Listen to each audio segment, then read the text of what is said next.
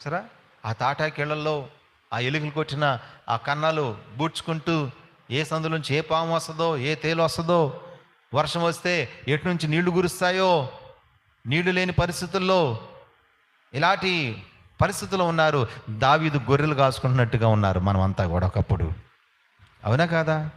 కానీ దావీదుని దేవుడు హెచ్చించినట్లుగా చిరిగిపోయిన వస్త్రములు ధరించి సరా మరి ఆ యొక్క బ్రహ్నం గారి యొక్క తల్లిగారు కూడా ఆ యొక్క రెల్లుతో కట్టినటువంటి ఆ కప్పినటువంటి గృహాల్లో ఆ గాలి వీస్తూ ఉన్నప్పుడు, చలిగాలి వీస్తూ ఉన్నప్పుడు ఆ యొక్క గాళ్ళల్లో ఆ పాత బట్టలు ఆమె గుచ్చేదంట, ఆ చలిగాలి రాకుండా లోపలికి. దావీదుని దేవుడు ఆశీర్వదించాడు, విలియం బ్రెన్హాన్ని దేవుడు ఆశీర్వదించాడు. ఇక్కడున్న మీ అందరిని కూడా దేవుడు దావీదులాగే ఆశీర్వదించాడు. ఆయన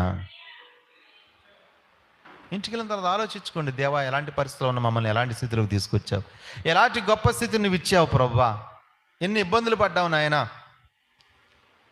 ఏం చేయాలంటే ఆయన గొప్ప కార్యాల గురించి నువ్వు ఆలోచించాలంట, తలంచాలి, ఆయన్ని కీర్తించాలి, మహిమపరచాలి, ఆయన్ని ప్రసిద్ధి చేయాలి.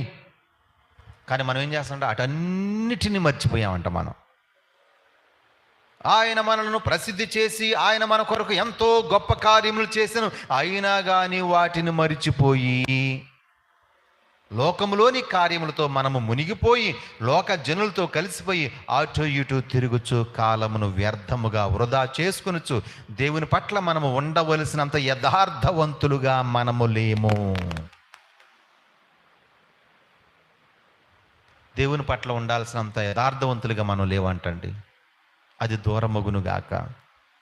దావీదు చెప్పాడు, నేను నా మార్గములు పరిశీలన చేసుకుంటుని నీ ఆజ్ఞల తట్టు మరలుకొంటిని అంటున్నాడండి. నేను మనల్ని మనము పరిశీలన చేసుకోవాలా. ఏ విషయాల్లో మనం దేవునికి ఆయాస్కరంగా, అన్నిటి విషయాల్లో మనం సరి చేసుకుని యథార్థవంతులుగా దేవునికి మనకి మధ్యలో ఏది ఆటంకంగా లేకుండా మనం చూసుకోవాలి. మన ద్వారా ఎవరో అడ్డుబండ్లుగా మనం ఉండకుండా మన ద్వారా ఇంకా దేవుని దగ్గరికి ఎక్కువ వచ్చే నిచ్చెనలుగా మనం ఉండవలసిన వారమై ఉన్నాం. అసలు ఒక్క ఆత్మనైనా నువ్వు దేవుని దగ్గరికి తేకపోతే నువ్వు ఫలించని నేలవి అన్నావు, దుర్బీజుడు అన్నాడు ప్రవక్త.